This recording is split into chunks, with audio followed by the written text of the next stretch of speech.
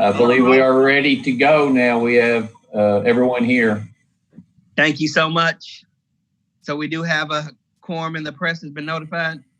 Yes, sir. There is a quorum and the press has been notified. All right. So everybody, we got the minutes from the meeting on April the 24th. If you take a look at those, if we don't see anything that needs to be changed, if we could get a motion for those approval. I'll move to approve. Winston. Is there a second? This is George. I'll second. I'm sorry, who was that? This is George. All right, we got a second. Is there any other discussion? All in favor? Aye. Aye. Is there any opposed? The motion carries. Thank you. All right, and the next item on the agenda, Tracy. Thank you. Good afternoon, members of the board. Mr. Chairman, we've got a handful of bond resolutions for you today. The first one is the inducement resolution for Christian Towers. Christian Towers is requesting bonding authority in amount not to exceed $19,800,000. The project involves the acquisition and rehab of 92 units of rehab units and 50 new units at a project in Lexington. The project will serve 142 elderly households at or below 60% AMI. On the board agenda item, which is starts on page 6 of the packet you have, you'll see a list of the development team members. As the financing progresses, this will come back to the board for approval for the final issuance of the bonds. But at this point, staff recommends approval of the inducement resolution for Christian Towers. Anybody have any questions for Tracy? If not, is there a motion to approve? Gail Lively, so moved. I'll second. Thank you, Gail. Thank you. Is there any other discussion? My email. Seeing no other discussion, all in favor? Aye. Aye. Any opposed? All right, the motion carries. Thank you. Next, we have board agenda item number 4. It starts on page 10 of your packet. It's the inducement resolution for New Hope Properties portfolio.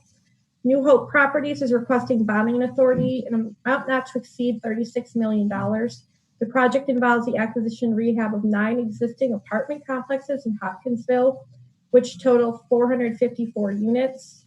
Essentially, the Public Housing Authority in Hopkinsville is participating in the repositioning and rehab of their entire public housing stock through HUD's RAD program, rental demonstration program, and they're using tax-exempt bonds to assist with the financing of that rehab.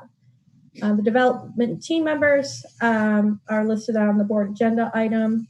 Like the other item, we will bring this back to the board for approval for the final issuance of bonds.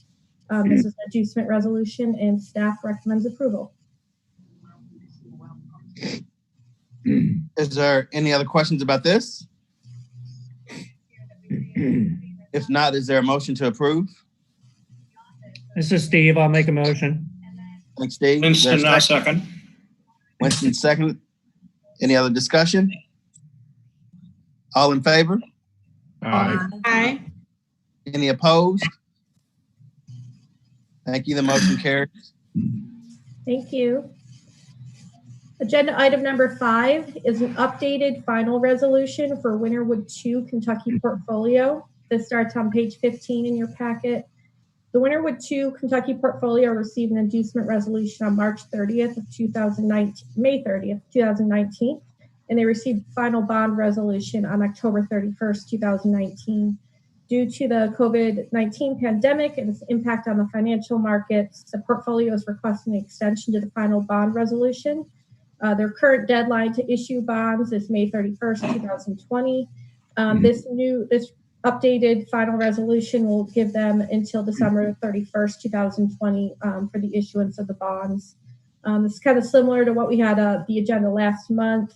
Market conditions had created a gap in the funding, and this will allow them to come up with some additional solutions or allow the market to rebound to make this portfolio and its underwriting sound again. With that, staff recommends approval of the updated final resolution for Winterwood 2. Anybody have any questions for Tracy on this one? If not, is there a motion? This is Susan, motion. Steve, were you trying to say something? Second. Thank you. Any other discussion? If not, all in favor? Aye. Any opposed? All right, that motion carries as well. Thank you very much. Agenda item number 6 is an updated final resolution for Dudley and Able Court Apartments. Starts on page 24. Dudley and Able Court Apartments project received an inducement resolution back in 2017 in the amount of $12,500,000. The project encountered numerous delays, and the original application was withdrawn.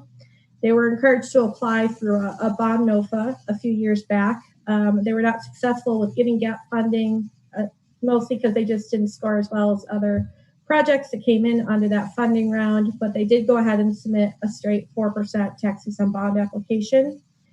They received an inducement resolution for that on September 25th, 2019, and in an amount not to exceed $15 million.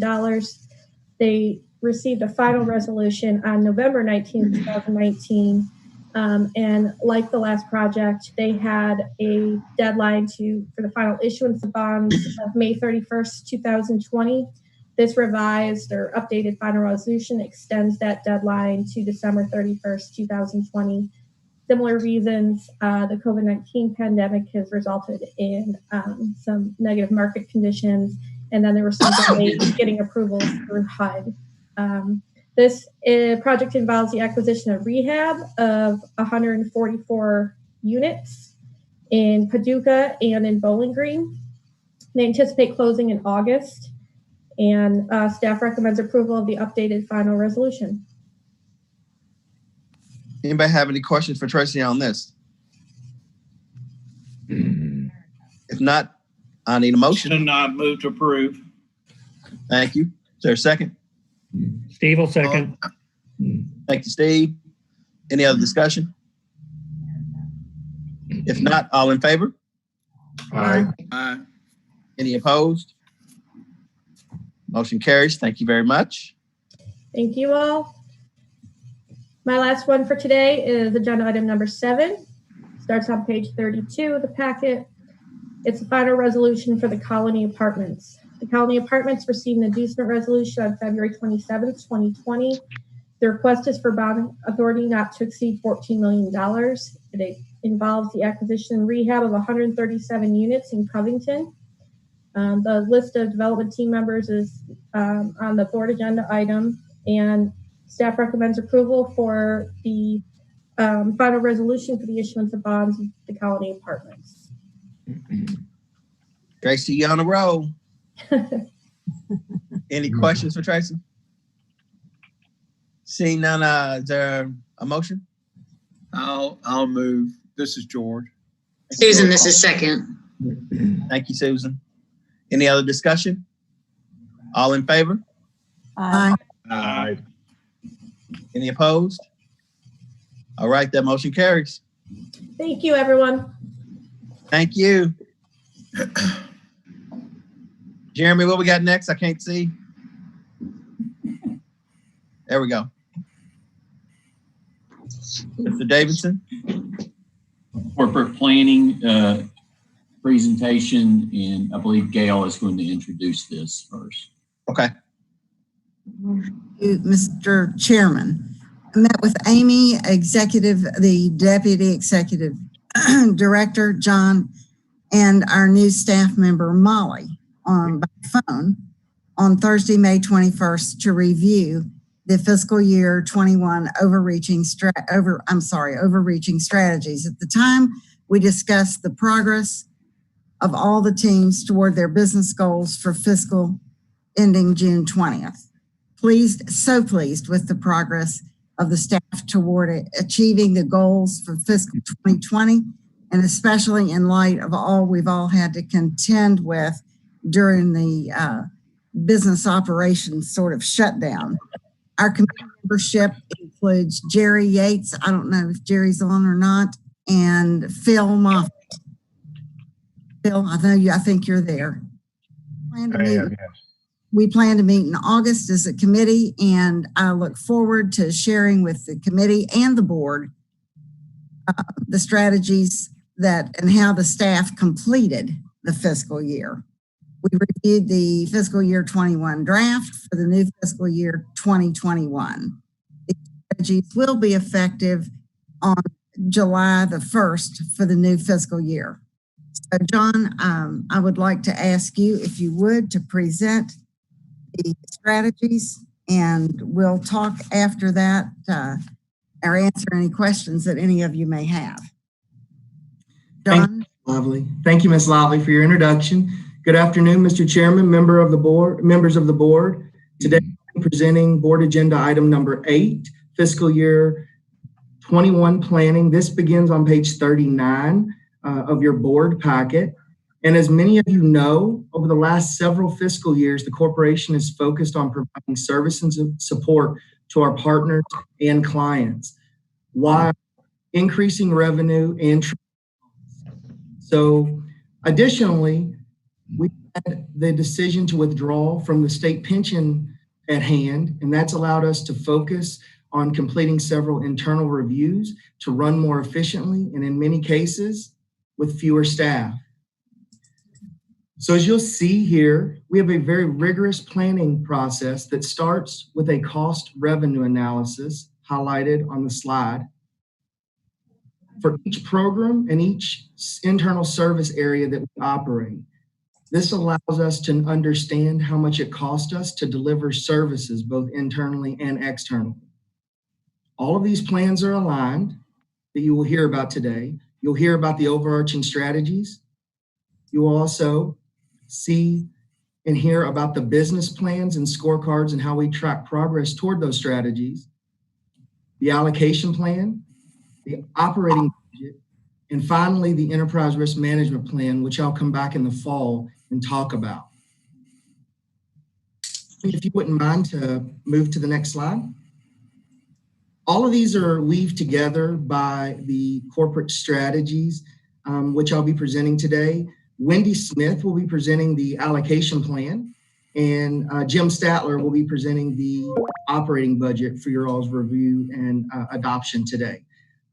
As you can see, each of these plans have a committee that is providing oversight and review. So for the overarching strategies, the Communications and Planning Board Committee chaired by Ms. Gail Lively. The allocation plan is reviewed by the Programs and Policy Committee chaired by Mr. Barry Knopfsinger. And the operating budget is reviewed by the Finance Committee and chaired by Mr. Stephen Brunson. I want to thank each of you for your time and service. Jeremy, if you'll move to the next slide. Thank you. Our overarching strategies guide the corporation's financial production, our programs, direction, and our business operations. So our fiscal 21 overarching strategies mirror our fiscal 20 strategies. We're still committed to serving with a purpose, being flexible in responding to financial risk, providing holistic housing solutions, and sustaining and advancing core competencies. I'd like to highlight a couple of each of these specifically and go into a little more detail. In strategy 1, serving with a purpose, there's a continued focus on helping house Kentuckians through our programming. That's what we do. There's a special emphasis in assisting our neighbors as we recover from the COVID-19 crisis. Wendy is going to talk a little bit about the allocation plan and present it. And you will see there's some additional funding through the CARES Act that Kentucky received as a result of this pandemic. And we'll walk through how those dollars will be deployed in response to the COVID pandemic. The second strategy, we are continued to focus on being flexible and managing risk. I mentioned it earlier, but the decision to remain in the state pension system and its impact on our partners, our staff, and our business operation are something we're constantly looking at. You'll see that in strategy 2. Strategy 3, providing holistic housing solutions. We do this by prioritizing and evaluating new programs and products to make certain that we're still able to afford them fiscally. And finally, last but not least, strategy 4, sustaining and advancing core competencies. We continue our focus on developing staff internally and planning for succession when turnover occurs. We're improving our processes and documenting those. We're also cultivating leaders within, and you will see in the proposed operating budget for fiscal 21 a few key positions that have actually been budgeted for, because we have some individuals in key positions that are eligible for retirement in the next 12 to 24 months. We want to ensure that we're cultivating talent, ensuring that we're retaining exceptional talent, and then going out and hiring new talent for the future. Jeremy, if you'll move to the next slide. Thank you. I'd like to end my presentation on the fiscal 21 planning process by showing you the department and corporate scorecards. This is the way that we track progress on each of those overarching strategies mentioned before. This is our current corporate scorecard, and you will see that every department has a target or metric and goal that is tracked quarterly. The executive management team reviews this on a quarterly basis, and it is also posted for all staff to see in the spirit of transparency and communication. So I want to highlight just a couple of these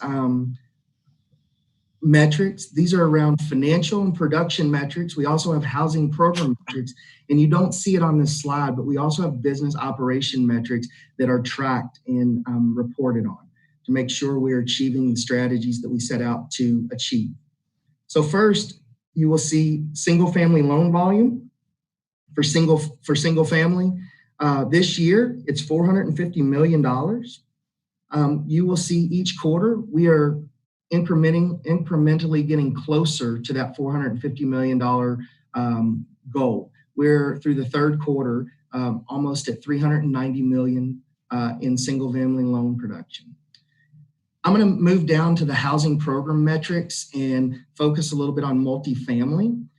So multifamily, creating multifamily units and preserving multifamily units through our low-income housing tax credit and tax-exempt bond programs. We set out to achieve creating or preserving 1,800 units across those different programs.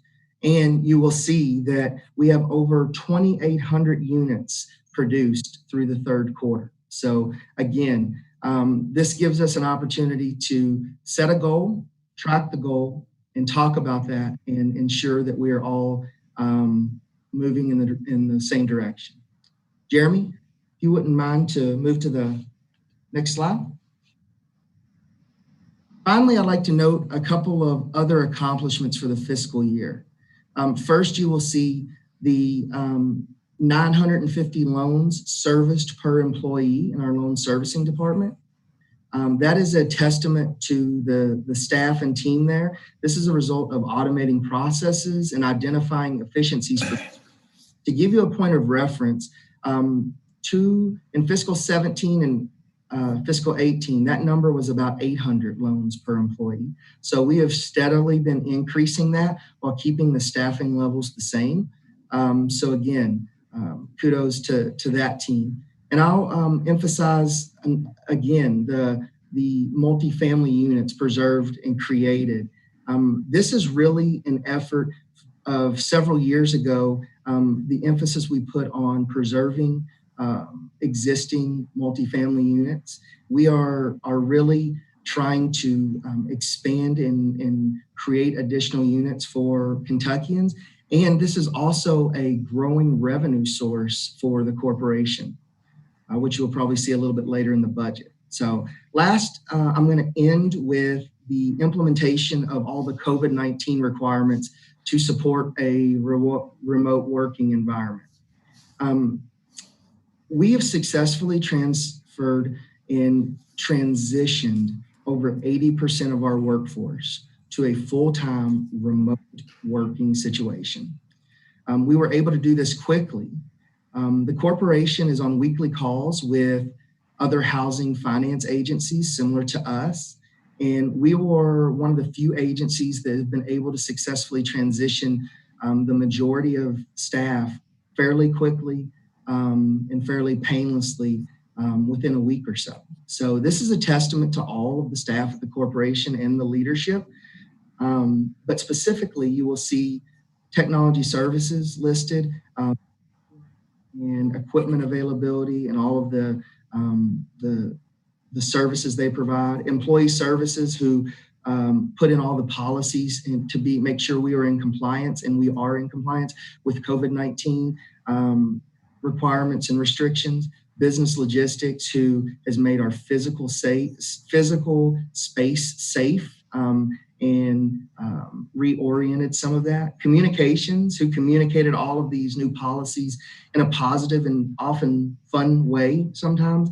And then accounting, who's kept the dollars flowing, both to for the programs that we administer, but also to our staff. And so we've really tried hard and been very successful in responding to these COVID-19 requirements to transition folks to continue business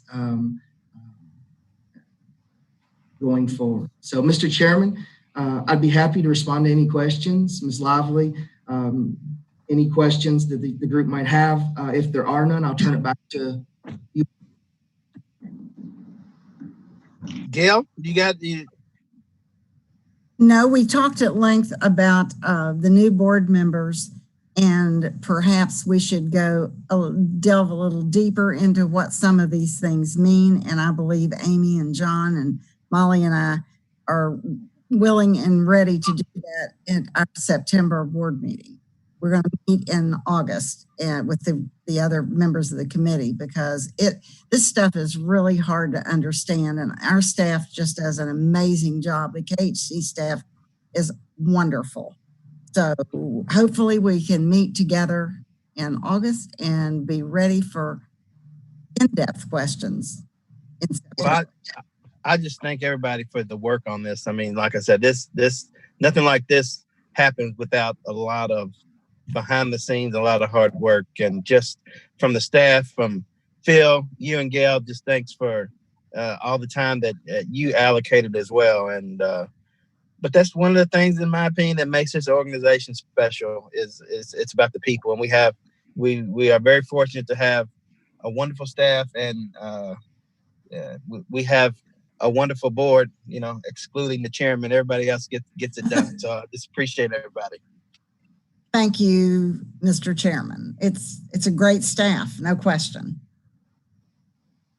Does anybody have any questions, comments on this? If not, like I said, we'll be more in depth at a future board meeting. And if there's none, we can continue to move.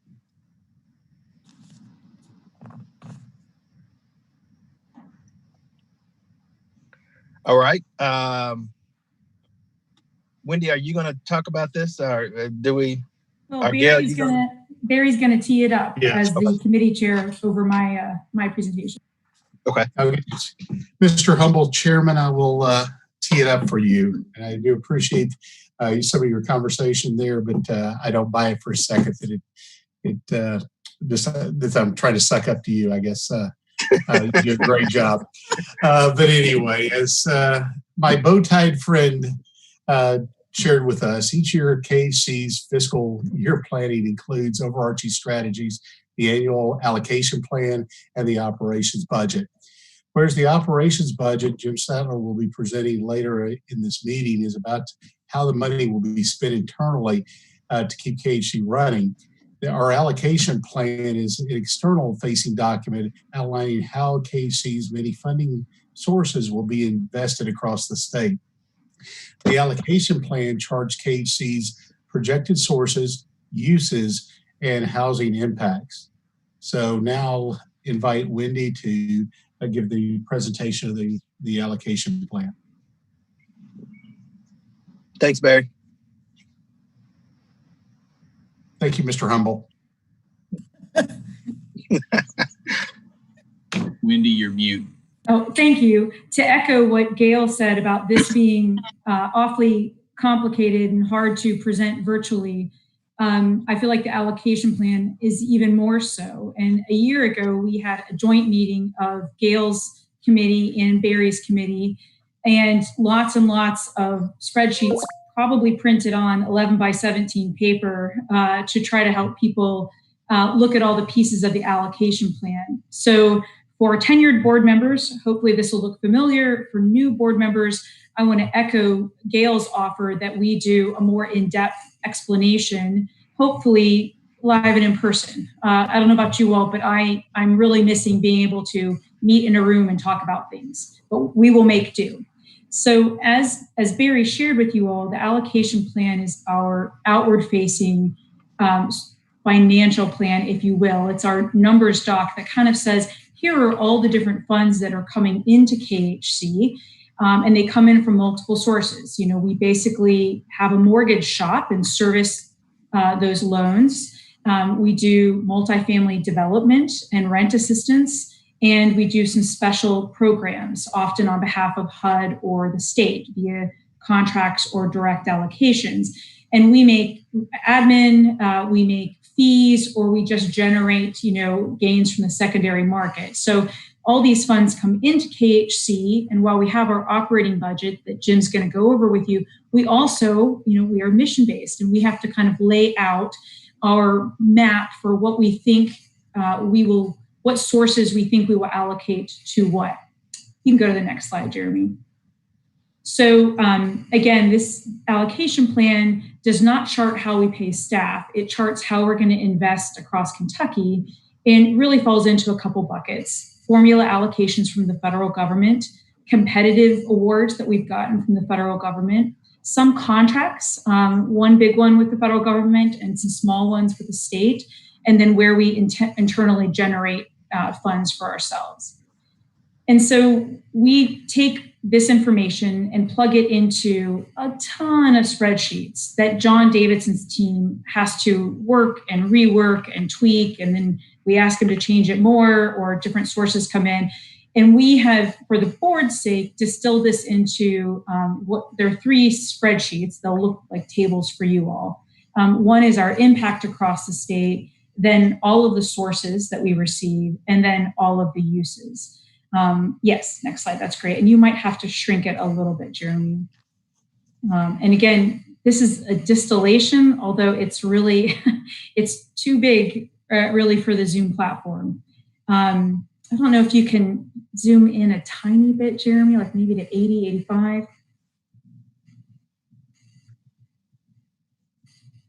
No, look at you, you even know the percent to go to. So the main, so again, this is a summary roll-up spreadsheet that has somewhere between 10 and 15 subsidiary schedules that back it up. And this is our kind of overall encapsulation of how we think we're going to deploy the funds that come to us in the next fiscal year. For most of the sources that we get, we don't have a lot of discretion as to how we use them. They are allocated or granted to us or via a contract for really specific uses. There's only a few where we can kind of juggle between different program areas. What I'm going to focus on is where you all might notice some changes when you compare fiscal year 20 to 21. So first of all, under single family lending, we do expect production to be down, but not radically so. We're actually seeing some loan volume migrate over to KHC. Jim may want to talk about this when he presents, but we are, because we have not tightened our underwriting so much so that folks cannot get loans, we are seeing some business migrate over to us. In addition, we are going to be utilizing some funds we have remaining from the Great Recession that began in 2008 for, to help people avoid foreclosure. It's called the Unemployment Bridge Program. We're reviving that, and we're going to help some more folks with that. So while the numbers for single family are down a little, not radically so. And we're projecting to hopefully use more in the form of mortgage tax credits. So we feel good about that. Under homeownership production, which is where we have nonprofit partners across the state that build houses or repair houses for existing owners, you will note between fiscal year 20 to 21, we are projecting a pretty significant decline. There's two things going on with that. We do expect the work to slow as low-income folks' ability to get a loan tightens up, or incomes just tighten up. In addition, we feel like some of the funding that goes toward that is one of our few discretionary sources, may really be needed by either multifamily development to close project gaps and or for rental assistance. Those are home funds that come from HUD, and they are one of our few flexible sources. So that's intentional, what you're seeing there.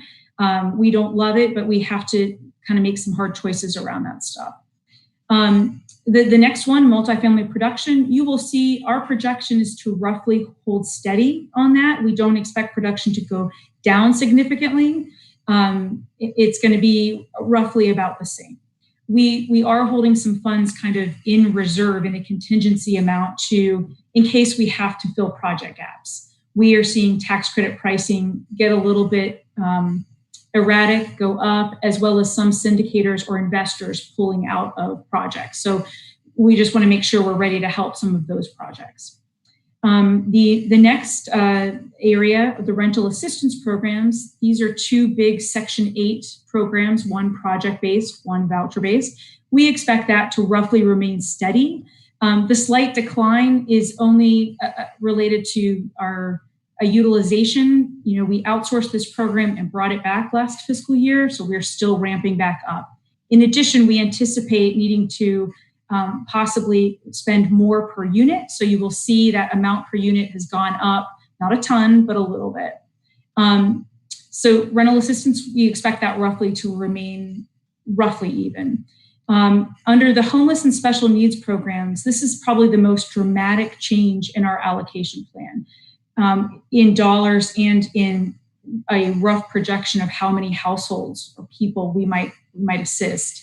We have been notified that KHC will be receiving close to $9 million in CARES Act stimulus funding under an existing homelessness program called Emergency Solutions Grants, and that can be used for eviction prevention. We don't have those funds in hand, and we are awaiting a lot of guidance from HUD on that, but it is our anticipated expectation to stand up a web portal and a small call center to help folks, and then partner with our existing partners. Because this funding represents a 360% increase over traditional year funding, we do expect that we will need to help partners. They will not be able to digest much money and help this many households as quickly as will be needed once eviction moratoriums lift.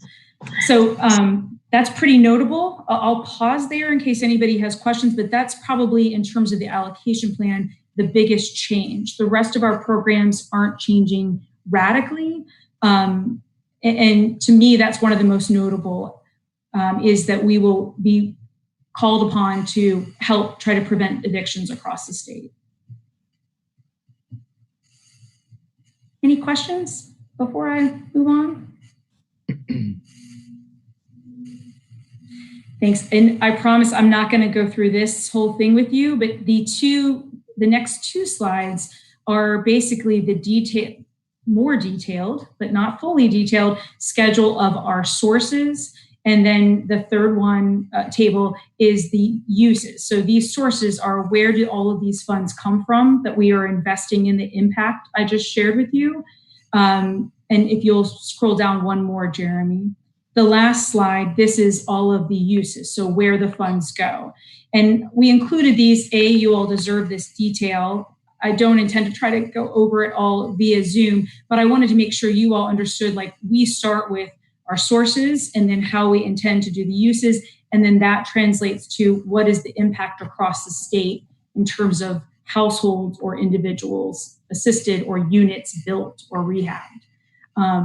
Again, it's a lot of detail. So many different funding sources come through KHC.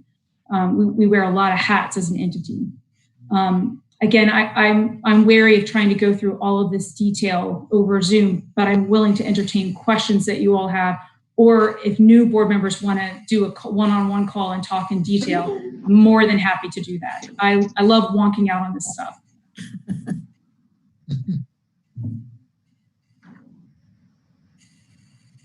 So with that, we have a board agenda item and then resolution on the next page, resolution number 36. And maybe Barry is supposed to present this, inviting the board to consider approving the allocation plan. I ditto what you just said, Wendy, but I think that's what I was supposed to say. But I will do an editorial on this. The staff, and Wendy, of course, you leading the staff in that direction, has done a fabulous job in this. This is a extremely complete document. So I've been very impressed with this. So again, ditto the adoption and recommendation of that.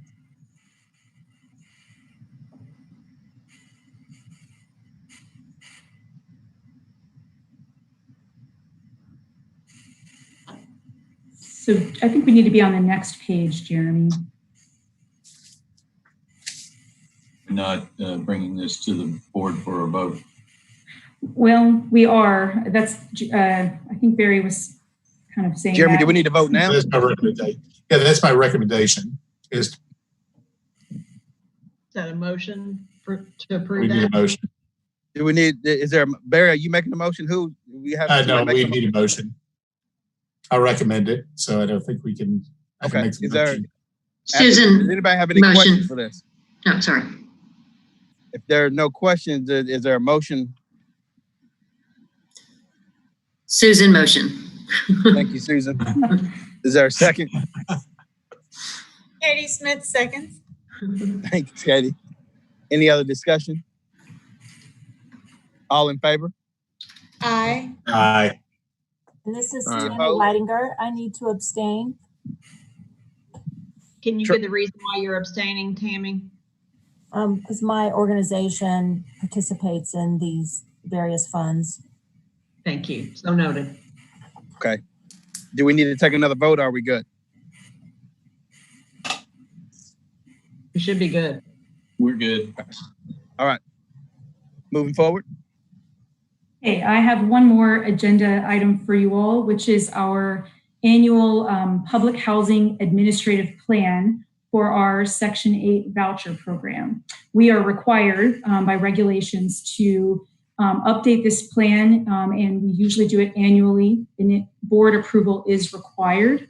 You all got as a separate document the full Public Housing Authority administrative plan for our Section 8 voucher program. But Jeremy, if you'll go to the next slide, it could be even one more. There's a summary.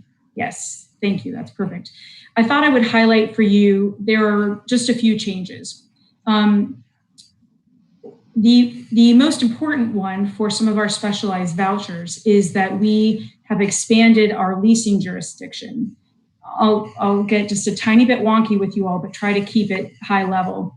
We, as the Public Housing Authority for Kentucky, have always operated our Section 8 program in the 87 counties where there is not a local housing authority to operate a Section 8 program, or the local housing authority has chosen not to do Section 8, only to do actually physically owned units.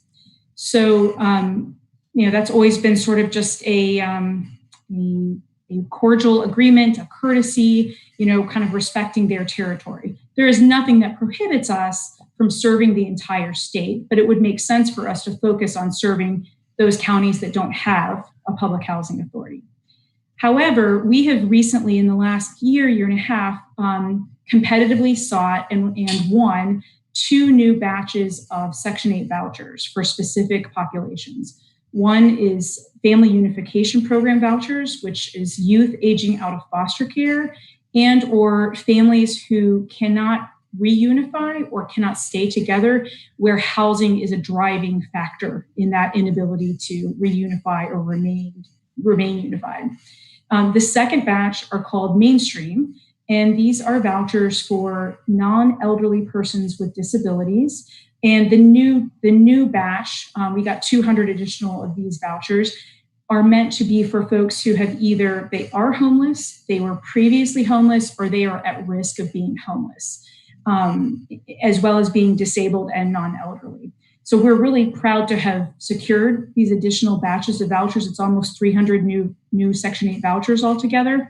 However, when we applied and won those vouchers with HUD, KHC was required to execute MOUs for each program with our continuum of care for homelessness. Our continuum of care is also administered by KHC, totally different staff, but that is a kind of coalition of homelessness shelters, housing providers, housing navigators, all kinds of organizations across 118 counties. So our continuum of care represents basically everywhere but Louisville and Lexington. So HUD, when putting out these new vouchers, requires that we align with the continuum of care to provide services, to do housing navigation, to do referrals. So you can see the mismatch. If we make our vouchers only available in 87 counties, we're excluding a significant number of our continuum of care service area. So in order to align those 2 service areas, just for these special vouchers, we are going to expand to 118 counties. This may give a couple of housing authorities pause. And so we have talked with the Louisville HUD office to kind of create a plan. I'm going to just do direct outreach. I'm going to do phone calls and follow them up with an email to the housing authorities where we would expect the most activity to happen, to assure them that this is just for specialized vouchers and that we are not trying to encroach overall in their service area. We think it's really important because expanding this allows people to be housed where the services are and where a lot of our referrals will probably come from. So that's one big change. The second change is just we had to add these new mainstream vouchers into the program. I've kind of already described those for you, but those had to get into our admin plan. The third big change to our Public Housing Authority admin plan is HUD has extended the opportunity to use a bunch of waivers related to COVID-19 because it's very hard to do business as previously required now that we are working remotely and folks can't travel or be in person. So, and that is attached in this document. We don't need to look over it, but we have sought a bunch of those waivers and we had to include that in our admin plan. So those are the 3 big changes: expanding leasing for special vouchers, adding those mainstream, and then our COVID-19 waivers. So with that shared with you all, I'm happy to answer any questions. And this is Tammy Weidinger. I have a question. So with these additional counties that you're adding, your current staff are capable of handling those additional vouchers then? Yes. Yeah. Great. Okay. I think it's. Anybody else have any questions? I do welcome Tammy sharing her thoughts about this. We have heard from a number of providers about this mismatch between the COC and our voucher program. I'm sure your staff has experienced that, Tammy. Oh yes, and it's been very difficult to get vouchers, particularly with the Family Unification Program. We serve a lot of youth that are aging out of foster care and other youth. So it's been, this will be another resource, another tool in the toolbox that we'll be able to use with our customers. So we appreciate this change very much. And with that, I encourage you all to consider resolution number 37, which is approval of the PHA admin plan. Anybody got any questions? If not, we do need a motion for this and approval. This is Steve will make a Tammy. I'll motion. make a motion. Steve made a motion. Who seconded? I'll second it, Tammy. Any other discussion? All in favor? Aye. Aye. Any opposed? All right, that motion carries as well. Thank you.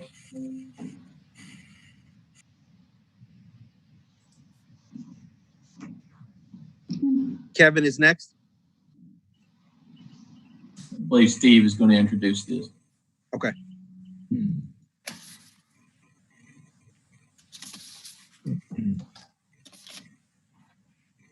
Steve? Yeah. Thank you, Mr. Chairman. This is the Finance Committee report. The Finance Committee of KHC Board of Directors met virtually at 10 a.m. on Thursday, May the 21st. Kevin Field, our internal auditor, led off the meeting with a presentation of the fiscal year 2021 annual internal audit plan. And at this time, I'd like Kevin to present the highlights of that plan. Thank you, Mr. Brunson. So agenda item number 8 also includes for your consideration resolution number 28 for the approval of the annual internal audit plan for upcoming fiscal year 2021. And as I explained during the Finance Committee meeting or presentation, that the plan itself is designed to provide the board with a summary of the internal audit projects which we plan to perform during fiscal year 2021. These audit projects are broken down into or cover operational and programmatic areas, as well as external audit support and our quality assurance reviews. So page 5 here pretty much outlines or details the projects that will be included in the audit plan for 2021. Again, you can see the external audit support for the control testing on the annual financial statement.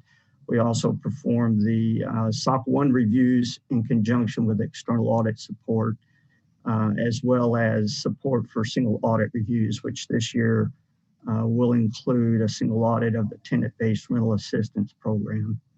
Below that are the quality assurance reviews. Again, those cover both rental assistance programs, the tenant-based and the project-based.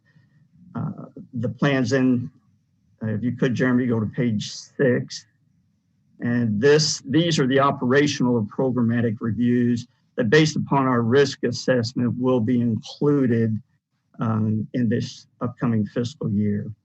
In addition, we provide some advisory services. We participate on different processes, or, if you will, standing committees of the corporation, and those concern our business continuity process and our safety program, as well as on page 7, our information security program, ERM, or enterprise risk management, and then fraud awareness, and then our ethics programs. So that's pretty much a summary of what we've incorporated into the upcoming audit plan. As you can see, a lot of the work that we perform is regulatory in nature, but we're always available to address any concerns of the board or senior management. So I'd be happy to respond to or answer any questions. Otherwise, for your consideration is resolution number 28 for the approval of the annual audit plan for fiscal year 2021. Thanks, Kevin. On behalf of the Finance Committee, I'd like to make a motion to approve resolution 28, approval of the fiscal year 2021 annual internal audit plan. Winston, I'll second. Is there any other discussion? If not, all in favor? Aye. Any opposed? Motion carries. Thanks. Steve and Kevin, everybody, great job on that. I mean, that's another thing that just takes time. So we appreciate everybody's time and effort. Thank you. Mr. Chairman, continuing with my report, next that we heard from our Chief Financial Officer, Jim Statler, who presented in some detail the March 31st, 2020 financial statements, an abbreviated version of which follows. Financially, the corporation had a very good third quarter, which should result in a very good performance for the year. The primary drivers behind the performance are significant secondary marketing gains, higher fees from the rental housing production area, and single-family servicing revenues being well ahead of plan, combined with expenditures being favorable to plan. At this time, I'd like to ask Jim to present the third quarter results.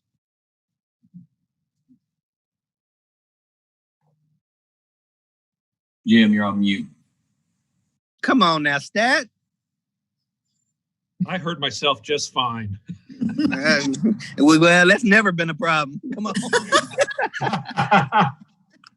Even long distance, huh, Mr. Chairman? This is agenda item number 8, D-2. It's not actionable. It's just an update on the financial performance of the company through the third quarter.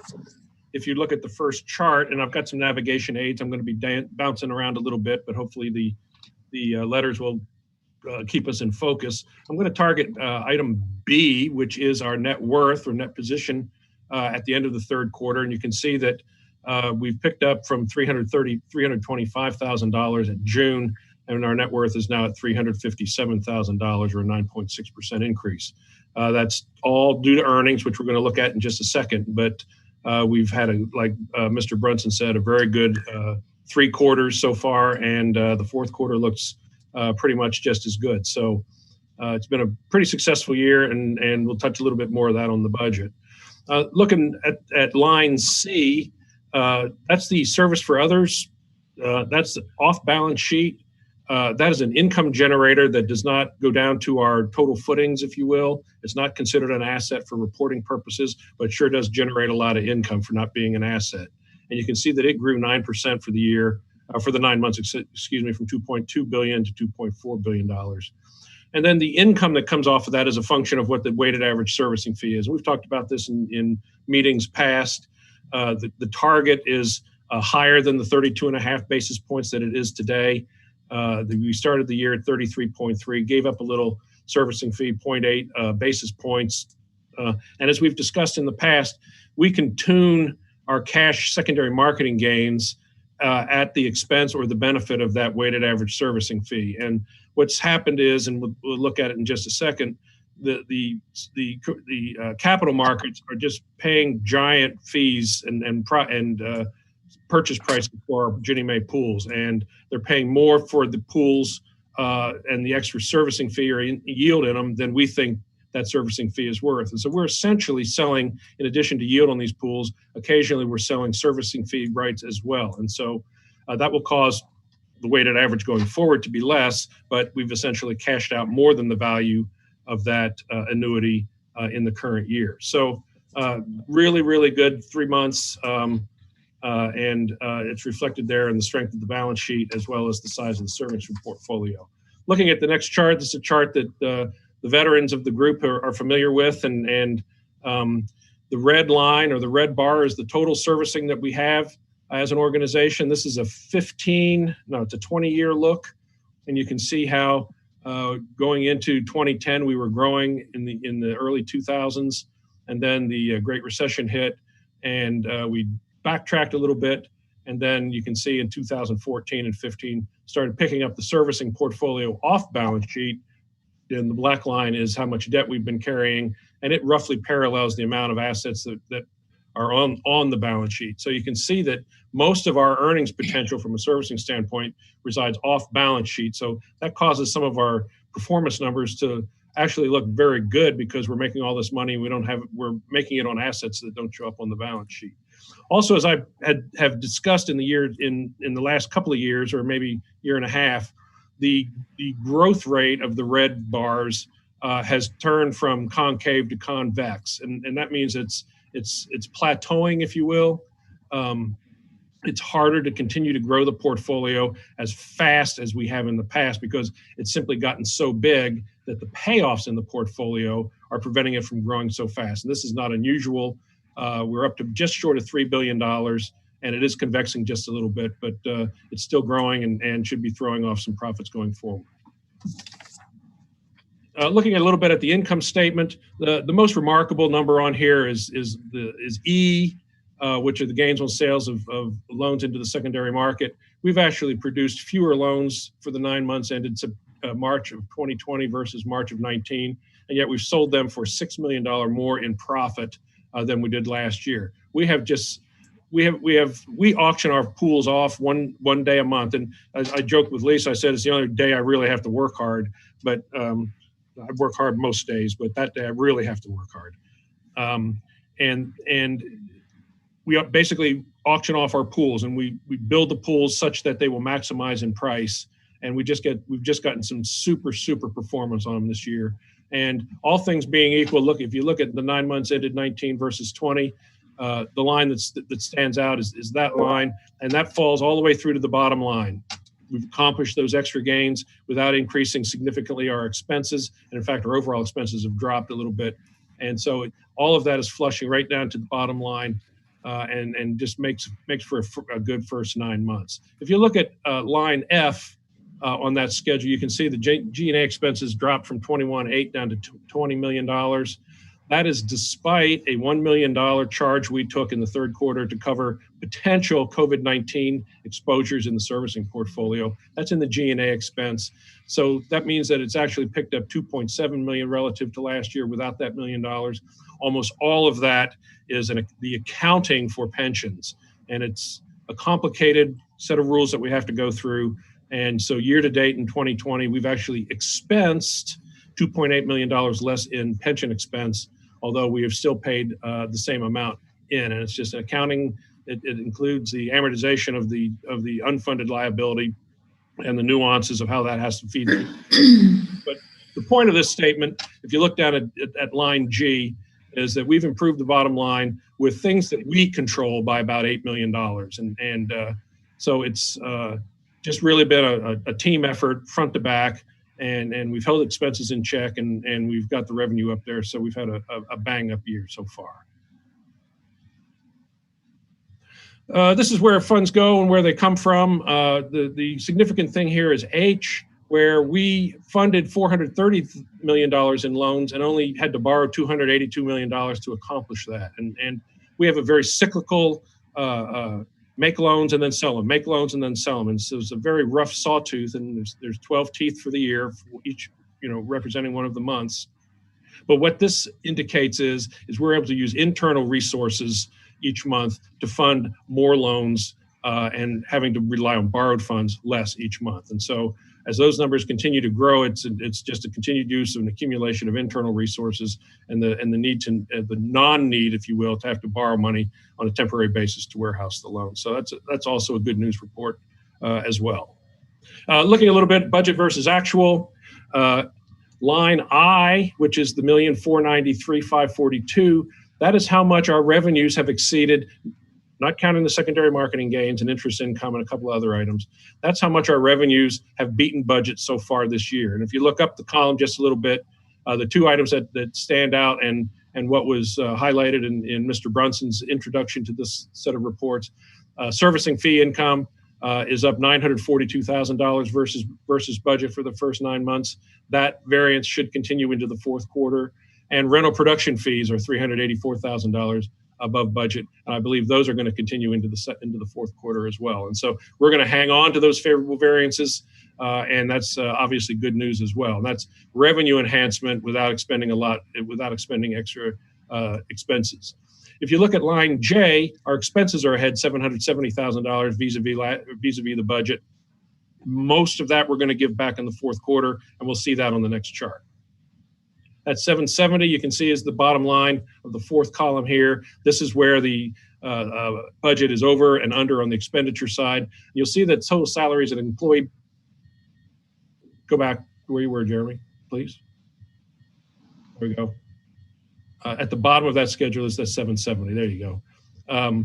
And if you look at line K, you'll see that in total salaries and employee benefits is $726,000 favorable to variance. Most of that variance will come back, will be given back in the fourth quarter based on accrued salaries and benefits at fiscal year end. We switched from a semi-monthly payroll to a bi-weekly. And on June 30th, we will have 12 days of pay and benefits incurred but not paid. That will get accrued and eliminate most of that $726,000.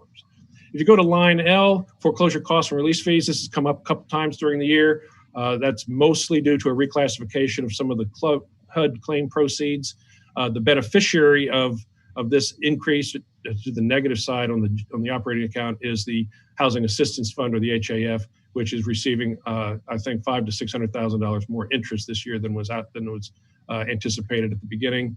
Liquidation shortfall, line M, that's $104,000 unfavorable. 50 of that is an accounting error, but notwithstanding that, there is $54,000 to $60,000 of negative variance there, and that is a function of, again, mostly FHA payoffs. And there's an anomaly that happens when FHA payoffs when you're servicing Ginnie Mae pools that creates something called liquidation shortfall. It's factored into the efficacy and the overall profitability of Ginnie Mae servicing. This is where some of the negative side of that shows up. If you look at line N, which is the other big variance to budget, occupancy expenses, we're going to give some of that back in the fourth quarter. That is the maintenance and replacement of the physical plant here, and we're doing some work here in the fourth quarter that we had not gotten done for the first three. So some of that will be given back. Overall, for the year, we'll be between $1.25 and $1.5 million favorable to variance, which I'll chalk that up to being a pretty good year.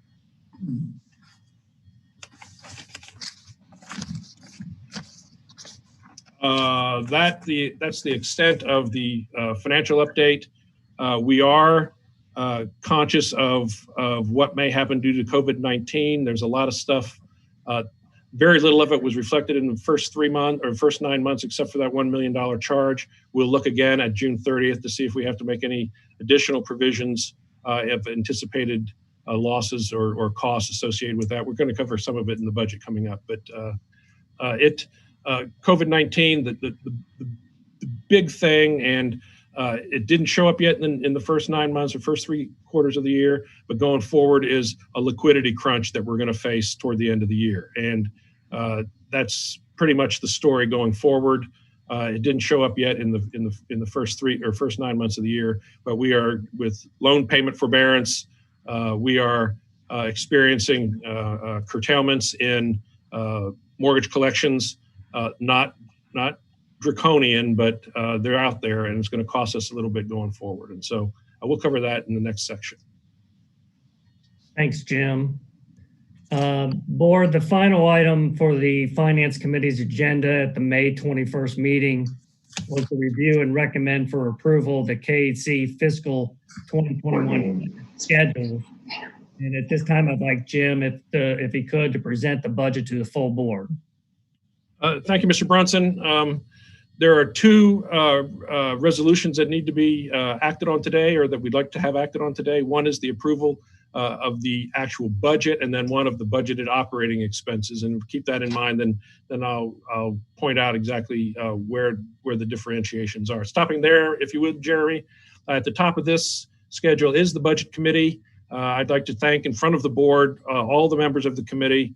I get to present it, but I didn't do much on it except look at it and ask a bunch of questions. But there's an awful lot of work that goes through, a lot of coordination, a lot of people pushing and pulling, and it's a very healthy exercise. And we came out with what I think is a very good budget, still budgeting a surplus in the face of what this fiscal year is going to present or could possibly present to us. And it's a testimony to expense control, which is everybody's task, and income and revenue enhancement, which is pretty much everybody's task as well. And it's been cumulatively over the last 4 or 5 years getting better and better, and this budget reflects some of that. So, well, let's just dive into it here. The narrative, which is the first 4 pages, gives some highlights. I'm going to touch on a few of them. We spent countless hours. But first of all, and if you saw from the third quarter reports, we're finishing up a very, very good year financially. And so we're entering fiscal 21 in pretty good financial shape in the face of what is probably our most daunting challenge in our history, the pandemic. And so it's a complete anomaly for us. Not that we're in good financial position, but we have such a daunting thing in front of us. And despite all the layoffs we've heard about and are experiencing, the work that we have to perform has actually increased. When loans have forbearance on them, then there's special collection stuff that has to happen. There's special lawsuit stuff that has to happen. And we have to issue special forbearance agreements, and we have to ramp up the unemployment bridge program to help the many hundreds of Kentuckians that are negatively impacted by the pandemic. And so in those rare instances in our organization that there is less work to do, those folks have been retasked to where the workload has increased. And so, again, extreme cooperation amongst primarily the deputy executive director's team and the staff to make sure that everything gets done. And I think we've done a really, really pretty good job of that. As I mentioned a little bit, the biggest thing that's facing us is liquidity. We're a loan servicer. We service Ginnie Mae pools. If we don't get paid mortgage payments, we still have to pay the Ginnie Mae security holders. The same thing is true if we don't get paid on our bond finance loans, we still have to meet debt service on our bonds. And so not only do we not get the principal and interest on the loans, we don't get the taxes, insurance payments on the escrow accounts on the loans. And we are facing in October, November, when 95% of our property tax bills come due, escrow accounts being short, potentially millions and millions of dollars. We take in about $100 million a year in escrow payments from our borrowers, and we pay out about $100 million on property taxes, homeowners insurance, and FHA mortgage insurance. And so the cash flow projections that we worked through assumed a rather difficult number of 25% of our payments, of our borrowers don't make their payments. The stats that came out today show that 40% of the national workforce is now unemployed based on the initial claims today. And I've seen statistics of between 35 and 40% of Kentuckians are not currently employed at their jobs, having suffered layoffs. And so if that translates into mortgage payments we're not getting, when we have to pay those property tax bills, it's going to cost us a lot of money. It's going to cost us a lot of cash. And so we'll get to that a little bit on how we're going to deal with that. But it is really the biggest, besides supplying the manpower to execute the CARES Act and execute all the day-to-day stuff. Behind all that is what are we going to do to fund primarily the cash shortfalls that we're potentially facing. So these are mostly temporary issues. They're timing issues, but on October 15th, it's going to be a now issue, and that's why we have to have the liquidity and really plan for that. Ironically, for the veterans on the board, the challenge of dealing with pension reform has taken a back seat to the pandemic. And equally ironically is some of the funds that we have set aside for potentially withdrawing from the pension plan are available now to meet some of the other liquidity issues that are going to be facing us. So I'd rather be lucky than good, but we are, again, entering the fiscal 21 in reasonably good financial shape. One of the things we always touch on in the budget, because of the continuing success of the secondary market mortgage purchase program and the secondary gains that we've experiencing, we've determined and continue to determine that is the most productive and efficient and economic way to produce and fund mortgage loans. And we do not anticipate issuing any housing revenue bonds during fiscal 21. Just a couple other things before we dive into the budget in very summary fashion. The budget also provides for continued funding of some necessary cyclical infrastructure expenditures. Our campus is aging. There are things that are aging out, and we need to constantly make sure that the facility is up to speed. And so the budget does provide for continuing that critical needs assessment execution and making sure that our physical plant is in order. Cybersecurity and system redundancy continue to be high priorities in the fiscal 21 budget. System redundancy was sorely lacking up till about 2 years ago. We have successfully transferred all of our operations to our hot site facilities and proven that that can be done in case something happens to the hardware here. And cybersecurity is in our face all the time. And so we're constantly being attempted to be hacked into and information stolen and funds redirected. And so there's a lot of money being spent to prevent that type of activity from costing the corporation even greater sums. What is not in this budget is most of the admin that is going to be headed our way as a result of administering a lot of the CARES programs. We don't know exactly how much admin is going to be available, so we did not budget the revenue for it, nor did we budget any expenditures, staffing or other out-of-pocket expenditures that we will have to expend in collecting that admin. And so because we're not budgeting the expenditure side nor the income side, from a net basis, not having those items in the budget is neutral to the overall surplus that we're budgeting for the year. What we will see as the year goes on is line item variances as we hopefully get extra admin money in on the top side and we'll see increased expenditures on the bottom side. But by and large, the extras associated with COVID-19 and pandemic initiatives are not in the budget. There is one exception. We'll cover that just a little bit, but there's just too much not known about it, and really it should be a net neutral for the budget. If we go to the schedule that's actually up on the screen right now, you can see down at the bottom line, which does not have any navigation aids, that we are projecting a budget surplus for the year of $1,968,000 versus a budget surplus projection from last year of $1,066,000. You can see the primary items. This is on mostly the income side. You can see that the HRB itself is going to be generating less income. It is a fraction of what it was even a year ago in consideration of notional amount that is available to generate net interest income.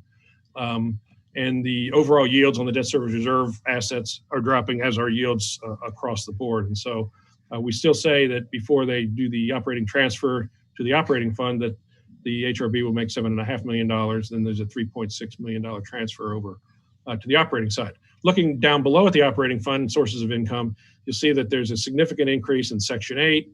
That is a function of some new vouchers, but mostly the rentals that income is based on. Rental amounts have gone up, therefore the percentage of that rental amount has gone up, which is a fee income for us. And so there's a nice little increase there. Hardest hit funds, there's an increase there. Ron, can you hear me? I'm sorry. No, just a second. Hold on. Go ahead, I got him muted. Okay, we good? Looking at the hardest hit funds or the unemployment bridge program, I mentioned that none of the initiatives for COVID are in the budget. This is the one that is. One day before we were supposed to have shut down all of the hardest hit programs on March 30th. We determined that with $20 million left in unexpended funds, we would relaunch the unemployment bridge program in the face of all the unemployment that's coming out of the COVID pandemic. And so we have reinstituted that program, ramped it up, and we'll put out $20 million to help with mortgage payments for between 1,700 and 2,000 Kentuckians over the next 12 months. And so that the income piece that comes to us is reflected in that increase in hardest hit. You'll see the loan servicing fees are budgeted lower this year. There are servicing fees is a cash basis number, not an accrual basis number, with payments not coming in. There are servicing fees not going to be coming in, even though the portfolio is projected to grow a little bit for the year over last year. We don't think we're going to get as much servicing fees that we'll be able to record. On the good side, rental production fees, which is the multifamily product that we have out there, there's a $1.7 million increase or $1.6 million increase budget to budget, which is obviously good news and just a continuing the track record of growth and how profitable that particular effort is. Not only is that effort profitable from a financial standpoint, but it also puts a lot more units out there available in the affordable housing arena. And home ownership fees are budgeted slightly lower as well. Last year's budget was based on $450 million production. This year it's $400 million production. We do not have the benefit of the Fannie Mae program going into fiscal 21 that we had in fiscal 20. We're trying to make that up using enhanced FHA lending, but with as many uncertainties as we have going forward, we've decided to base the budget on $400 million in production, which results in slightly lower fees. This schedule that we've just talked about is one of the two schedules that are in the two resolutions. And this is that is the resolution adopting the budget. And we'll get to the resolutions after my full presentation. If we go to the next page, please, Jeremy. Thank you. This is the second item that we're going to be approving with a resolution. This is the budgeted operating expenditures for the year fiscal 2021. You see that total salaries and benefits is budgeted at $21.6 million. Included in this are some of our succession planning initiatives that were mentioned earlier in the program today.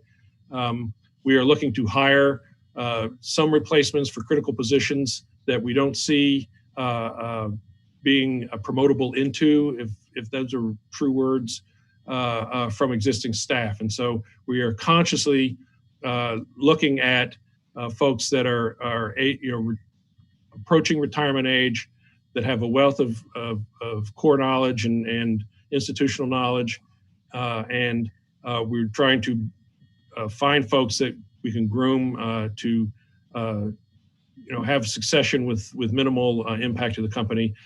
That's in there for about $450,000 to $500,000. That includes the benefits, and so it's I think 3.5 FTEs that we're looking at starting to find and groom, and it's not going to happen July 1st. It's going to happen ratably during the year, but that's accounting for much of the increase this year over last year. Then you can see a number of the other expenses going down. This is a schedule that actually is in the resolution. I'd like to go to page, just go down several pages, Jeremy. I can't remember what page number it is, and I don't have it right in front of me. Keep going. Keep going. Keep going. It's the one that has all no, sorry, I'm wrong. Page 8, I found it. Keep going back. My apologies, everybody. Yeah, that's the one with the navigation aids on it. Okay. The leftmost column on this is the same as the column that was on the single column page, but this gives us some perspective of what the 21 budget is vis-a-vis the 20 budget, increases and decreases. Hang on a second here. I've got a faulty computer again. But you can see that salaries and benefits that we're projecting or budgeting $568,000 higher this year than last year. Our pay-in rate on the pension for 2021 is the same as 2020. The 49.47%. So that is not causing a year-to-year impact or increase. But again, most of it is some salary increases, and then this dedicated effort on the succession side to make sure that the company can move forward over the next 3 or 4 years as people leave and they're replaced by other folks. Looking at business services, there is a detailed schedule of this in the back, but that's budgeted up about $173,000. More than the $173,000 is a function of relaunching the UBP program in fiscal 21 that was not there in fiscal 20. And so aside from that, the actual business services budget number is coming down 2020 versus 2021. Computer operations, that again reflects a concerted effort to fight cyber crime or keep our data secure. And also furthering our redundancy capability so that we can, if we were to be taken out here, power hit or something like that, then we've demonstrated we can all work from home over the last 8 weeks. And so as long as we have a computer to talk to, and we have one in Louisville that is our backup computer, it's at a service bureau, but that costs money, and so it's a little bit of an increase there. Foreclosure expenses, I touched on that on the budget versus actual for fiscal 20. Last year's budget was based on the old classification of certain income items or expense recoveries from HUD. This year's budget takes that into account. So it's a big budget to budget differential. The beneficiary, again, is the Housing Assistance Fund, which has over $500,000 or $600,000 or $700,000 more in budgeted anticipated interest income on the investments that are sitting over there. Legal fees, a big increase there. That is the unemployment bridge program. The unemployment bridge program is very expense heavy in counseling, which is in business services, and in legal fees, which is in legal, attorney services that are sitting in legal fees. But that's to be expected as we've ramped up. The amount of increase in legal fees and business services on the expenditure side is the same as the amount of income that's in the income side. And so the program's operating at neutral. It just shows overall increase in the revenues and an overall increase in expenditures. Looking at line 10, $314,000 reduction in the budget from last year. We had a very expensive piece of software that was in last year's budget that we will have expended by June 30th of 2020. And so that item is not in the budget going forward to 21. So that's a nice pickup to the overall expenditures. Liquidation shortfall, line 11. I did touch on that a little bit. That's a function of servicing FHA loans and Ginnie Mae pools. As you have more pools and you have more FHA loans, that number tends to go up, and so we're budgeting appropriately. It's a function of payoffs more than anything else, and payoffs have accelerated. We anticipate them staying up there a little bit more, and so that number is a little bit more budget versus budget, 2020 versus 2021. I'm happy to talk about any of the other lines, but those are the big ticket items. I was talking to John Davidson this afternoon, 6 feet apart, but about certain things and how I approach the budget and what I really look for, and the budget is a story, and the story this year's story has to be a function of last year's story, and we're seeing increases where we expect to see increases. We're seeing some decreases where we expect to see some decreases. We see the results of a lot of successes over the past several years bearing fruit. We have been able to accumulate some internal resources that will help us weather this pandemic that we're facing over the next year. And so, all in all, and as I closed out my narrative, I made one comment, and as the corporation moves into fiscal 21 and looks ahead to fiscal 22 and beyond, it is clear we have no idea what the world will be like. And so I take great comfort in knowing that we have a strong board of interested folks and capable folks, strong executive management of strong folks and capable folks, and an amazing workforce that we've been able to put this group of 220 people together, and that really we've developed synergies that allow us to look at something that we have absolutely no idea what we're going to face and be reasonably confident that we'll face it successfully. And so that's the budget. I'll turn it back over to you, Mr. Brunson, and I'm here to answer any questions that anybody might have.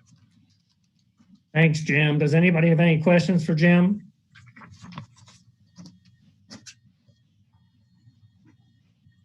Hearing none, on behalf of the Finance Committee, I'd like to make a motion to approve Resolution 29, adoption of the annual budget for the Housing Revenue Bond Resolution for July 1, 2020 through June 30th, 2021. Is there a second? Seconded, Winston. Thank you. Any other discussion? All in favor? Aye. Aye. Any opposed? Motion carries. Steve, yep. Great job. Jim, great job. And I know that we got through a lot of challenges, but there's still a lot of challenges ahead. So we're going to need everybody on the top of their game to make sure that we can navigate and get done what we need done. Mr. Chairman, I have one more motion to make. Okay. Again, on behalf of the Finance Committee, I'd like to make a motion to approve Resolution 30, which is approval of the budgeted operating expenditures for the Housing Revenue Bond Resolution for July 1, 2020 through June 30th, 2021. Is there a second? Susan, second. Any other discussion? All in favor? Aye. Any opposed? That motion carries as well. Thank you, Mr. Chairman. That does conclude my report. Thank you. Jeremy, what's next? Your lucky day, Mr. Chairman. I'm next. More Jim. Item number 9 on the agenda. And Mr. Chairman, I take your comments to heart, and I can assure you that everybody here is on top of the game. So we're moving forward the way we're supposed to be. So thanks for your encouraging words. Item number 9 on the agenda is authorization to renew and increase the line of credit with PNC Bank. We currently have a $40 million line of credit with the bank, with PNC Bank. We use that for 2 primary purposes: financing and warehousing, mortgage loan originations, and holding them pending sale of those into the secondary market, primarily Ginnie Mae pools. We also use a significant amount of that to finance the purchase from those pools of seriously delinquent loans, and basically borrowing from the bank instead of borrowing from the Ginnie Mae security holders at a favorable interest rate arbitrage. Our portfolio of those loans right now is between $30 and $35 million. And that program has made us $1 million a year, just arbing the interest rates. We made that for the last 6 or 7 years. So that's what the base $40 million was used for. When I saw the specter of what was going to happen, potentially happen, if we did not get 25% of our T&I payments on our mortgages, and we did not get 25% of our P&I, and at the same time having to shell out property taxes and homeowners insurance premiums and FHA mortgage insurance premiums, as well as meeting the monthly debt service on the Ginnie Mae pools that we service, and then the semi-annual debt service on the bonds that we have outstanding. I did not want to be around in October 15th without a cushion of available liquidity. And so I asked PNC if they would increase their line of credit from $40 to $65 million. That basically gives us $25 million of eventuality, negative eventuality, if you will, on the liquidity front. It's not to be used for working capital. It's to be used for basically the same purposes as in the past, plus to allow us to have enough liquidity to advance escrow shortfalls into escrow accounts and advance funds into the Ginnie Mae pools should the P&I accounts not be big enough to meet the monthly security holder remittances going forward.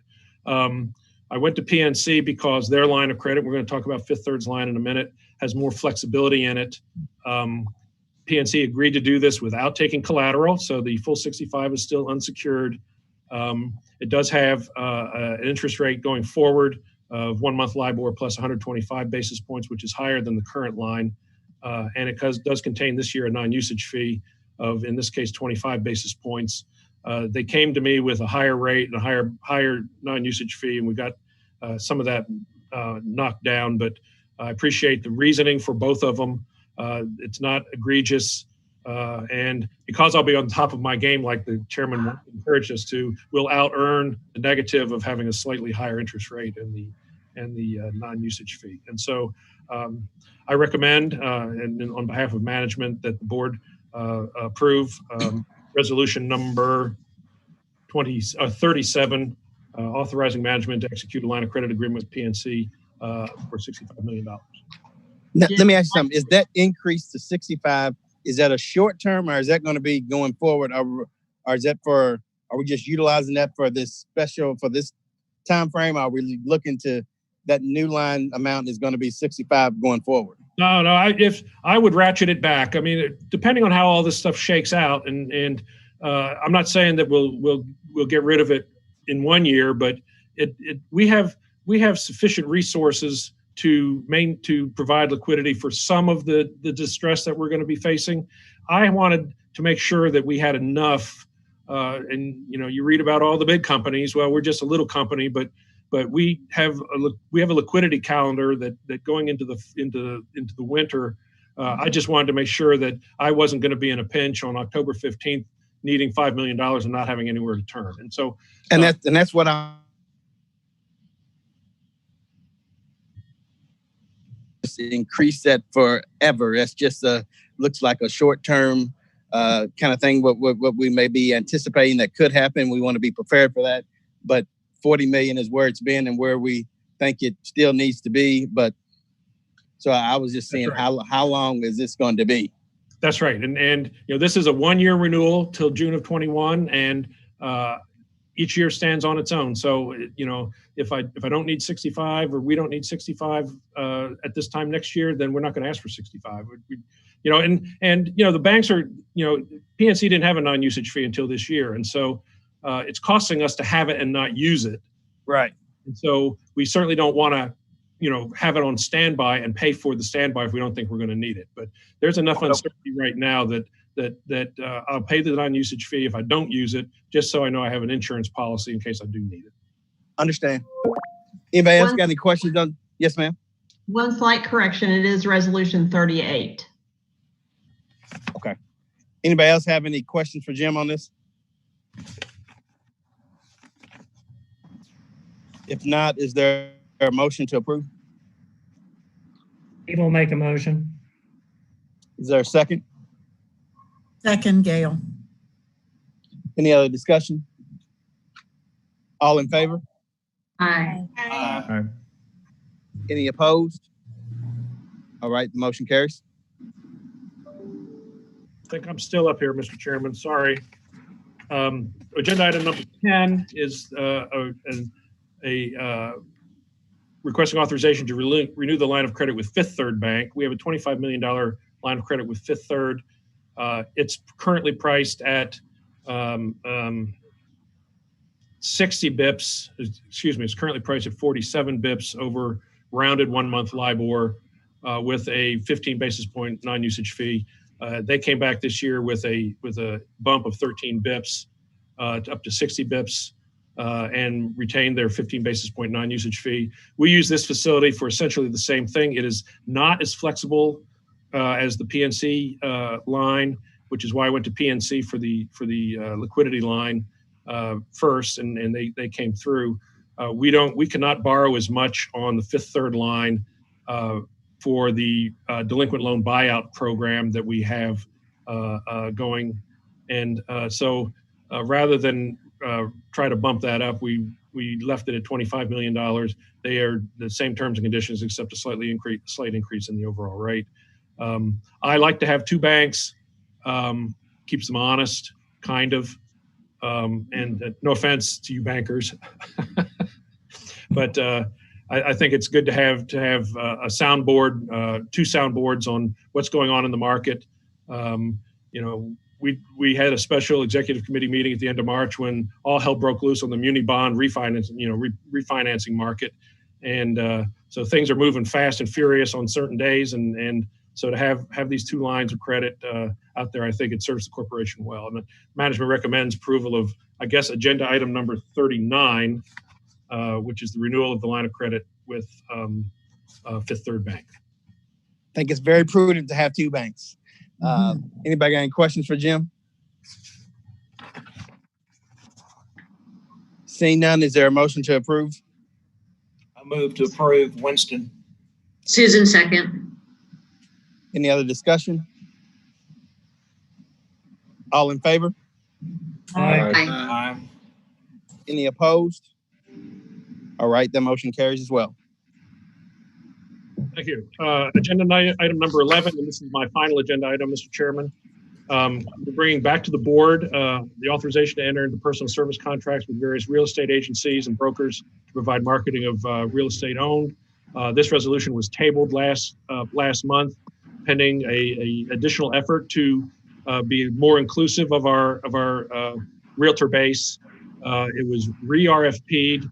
There were specific initiatives through numerous of our partners and through one of our employees who is well entrenched in some of the minority groups, not just African American, but the Hispanic and some of the African communities as well, and as a result of that RFPing, we added 6 realtors to our realtor base, 4 of whom are minority realtors. And so I'm happy that initiative resulted in a little bit more diversification in our realtor base. And at this time, I recommend approval of the now 34 realtors that are on the list, as opposed to the 28 that were on there last year or last month, and just a little bit more representative of our population base. All right. Any questions for Jim? If not, is there a motion to approve? Phil Moffitt with the motion. Thank you, Mr. Moffitt. Is there a second? Steve will second. Is there any other discussion? All in favor? Aye. Aye. Any opposed? Motion carries. And thank you for that additional effort. And I'm glad that we were able to get some new and a more diverse group. So that's very appreciated. And I think that's more reflective of the Commonwealth. Thank you, Mr. Chairman, and I'm done. Thank you, everybody, for your patience. I know it's been a long agenda. All right, Jeremy, what we got? You get me now. First, I want to thank everyone for their patience. This is obviously not the ideal way to do these meetings, but everyone's been accommodating and patient with us, and my navigation of these screens hasn't been perfect today, so I appreciate your patience. I am bringing to you the final item of the agenda today. You will recall, and Jim mentioned in his presentation today, that the Unemployment Bridge Program has been brought back. And you'll recall from our last meeting that we did a contract for the remainder of fiscal year 2020 with McBrayer PLLC to provide the legal services related to that program. We went and procured for fiscal year 21 for those services. We did receive 2 responses. One was McBrayer and one was a sole practitioner, and just the scope of the program and the services needed. We had concerns about a sole practitioner being able to adequately fulfill that contract. So we are bringing to you today McBrayer PLLC for fiscal year 21 to provide legal services related to the Unemployment Bridge Program. These are flat fee services. We pay a flat fee per closing of $250, and based on the number of the amount of the UBP funds that we have remaining, the estimate is that we'll do 1,700 to 2,000 of these during this reviving of that program. So we are asking that the contract be for a max of $500,000, which would be 2,000 loans at $250 per closing. Staff does recommend approval. Any questions for Jeremy? Seeing none, is there a motion to approve? So moved, Gail. Thank you, Gail. Is there a second? I'll second. This is George. Thanks, George. Any other discussion? All in favor? Aye. Aye. Any opposed? That motion carries too. Let me tell you something. As I took these votes, the ayes got a little bit more silent than they started. They were very vocal in the early. Now I barely got you that time. So I know everybody's tired, but I appreciate you hanging in. Like I said, may not be, these meetings are different and we're still able to take care of the business. So I just appreciate everybody being here and everybody's patience. Do we have anything else that needs to be addressed? Lisa, do you have anything? Mr. Chairman, if I may, if the board would indulge me for just a minute, I will try to be fast. But considering that this is probably the last board meeting that we'll have of fiscal year 2020, I did just want to take a moment to thank the board for going on this journey with us. First, we're all caught up in the pension, and you scheduled extra meetings with us and met with us and gave us additional time to then have all of that tabled as we moved into the reality of the coronavirus. So thank you, board, so much for your support, your flexibility, your working through all of this with us. We could not do it without you. I also would like to say very quickly, thank you to the executive management team. What a great group. And again, when we were totally consumed with one thing, to then step and pivot and move to how do we get a workforce remote? How do we work on bringing them back and keep all the balls in the air and moving? So thank you so much to my executive management colleagues. specifically to Wendy and her program staff for all the additional work that they're doing on the new dollars we're getting under the CARES Act. And, you know, as you ramp up new programs while your staff is working remotely, it definitely is a big task. To the budget team for putting together this budget in the midst of all the changes, John Davidson and his team, Derek Van Meter and the accounting department. And then most specifically, I would really like to give a shout out of appreciation and recognition to Jim Statler. He really was shouldering the burden of everything we were doing with the pension and looking at those numbers, working with our outside actuaries, putting in huge amounts of time with that, not to mention putting the budget together to then have the world entirely change and to be able to, again, step and pivot so adroitly.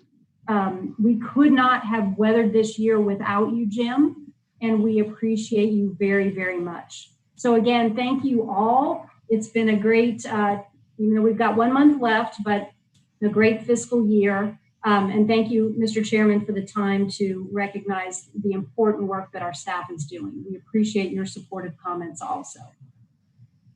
Thank you, Lisa, for those words. And like I said, man, it's your leadership and just the team effort of everyone there and including the board. It's an organization is only as good as the people in the organization. And we are very fortunate to have quality people and people that care about KC and people that care about Kentucky. And just thank you. And thank you again, Lisa.